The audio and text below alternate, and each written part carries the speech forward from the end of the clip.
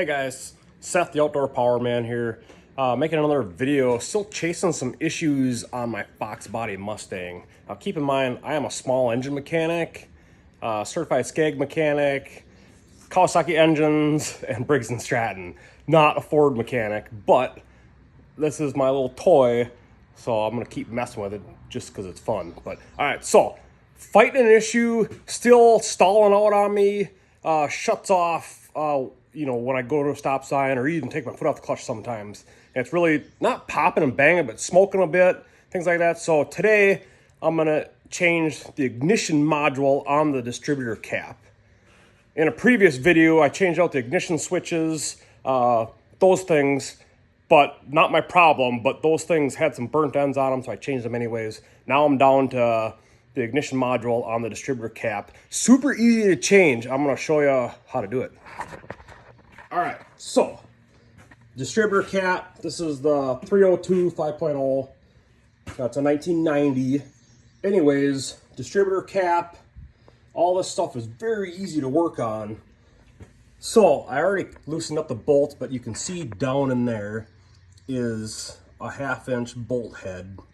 And I loosened that up, put that, my car's already timed and everything, so I put a black mark on there so I know when I rotate this distributor cap, I know how to put it back in the place where it goes.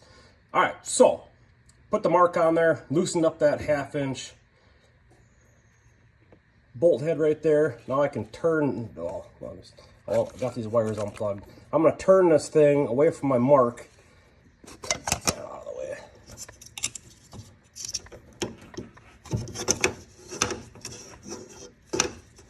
Anyways, now I can turn this thing and I'll know where to go back to. There's two little bolts. One right there, one right there. It's a 5.5 millimeter deep socket. I got the fit right in there real nice, and that pulled these two little bolts out. Okay, got that out of there. Now this thing just popped off of there. Boom, like that. Super easy. All right, so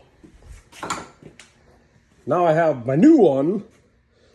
This has this metal magnetic plate on the back. Okay, so it comes with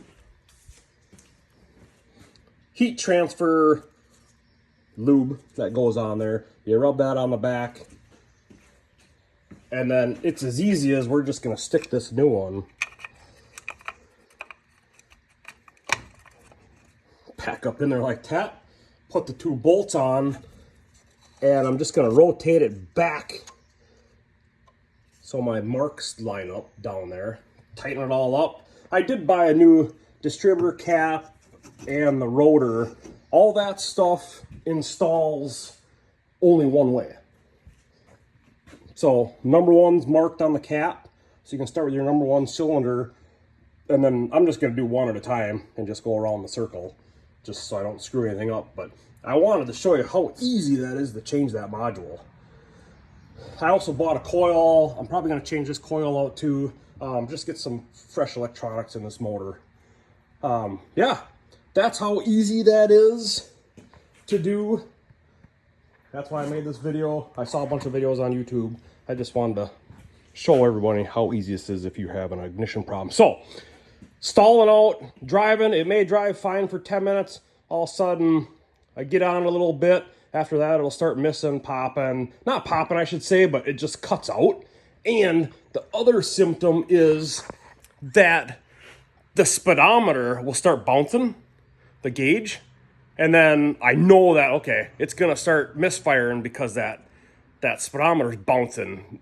That's, I don't know, it seemed to be a coincidence, but that was the symptom, so I know it's going to happen. So then I know I got to baby it to make it back home. But I will leave it in the comments.